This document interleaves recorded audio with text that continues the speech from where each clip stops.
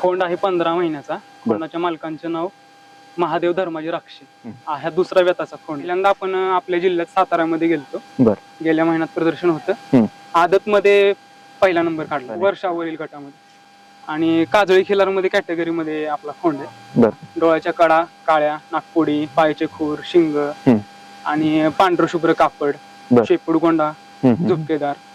आणि ही वंशावळ म्हणालात तुम्ही तर ही वंशावळ संपूर्ण दुधाची वंशावळ.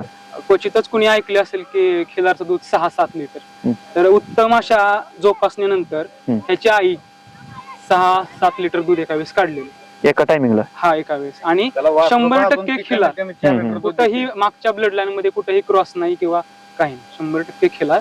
आणि हा वळू सुद्धा आता एक दुधाची वंशावळ म्हणून तयार करायचा असं मानस आहे मालकांचा. बरोबर. हा त्यामुळे पुढे जर आमच्या भागात एक दुधाची वंशावळ म्हणून हा वळू